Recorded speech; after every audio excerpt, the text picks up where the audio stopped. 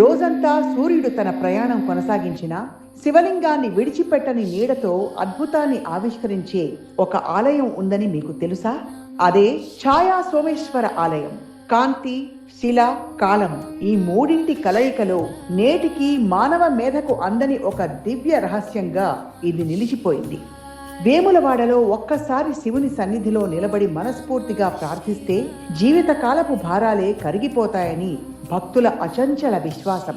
అందుకే ఆ క్షేత్రము ఎప్పుడూ భక్తులతో నిండిన జీవనదిలా ప్రవహిస్తూ ఉంటుంది. కాళేశ్వరంలో రెండు నదులు కలిసే అపూర్వ సంగమంలో శివుడు స్వయంగా కొలువై ఉంటాడు. స్వచ్ఛమైన నమ్మకం, జలధారలా ప్రవహించే భక్తి అక్కడ మనకు దర్శనమిస్తుంది. రామప్ప ఆలయం దాదాపుగా 8 శతాబ్దాల చరిత్రను మోస్తూ జీవకళ ఉట్టిపడే శిల్పాలతో ప్రతి శిలలో ఒక కథ, ఒక ప్రార్థన. కొలనుపాకలో నిశ్శబ్దమే నిత్య ఉపదేశం. శతాబ్దాలుగా ఆ ఆలయం మనసుని మౌనంగా మార్చి ఆత్మతో మాట్లాడే శక్తినిస్తుంది.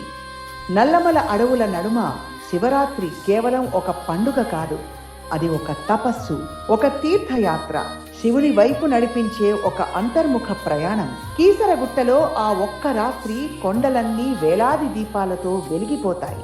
భూమిపైన ఒక దీపాకాశంలా శివభక్తి జ్యోతి ప్రజ్వలంగా వెలుగుతుంది. తెలంగాణ భూమి శివతత్వం శ్వాసిస్తున్న ఒక పవిత్ర భూమి. మహాశివరాత్రి కేవలం ఆచరణ కాదు, ఒక అనుభవం, ఒక అవగాహన, శివత్వంతో ఏకమయ్యే ఒక దివ్య ఆహ్వానం.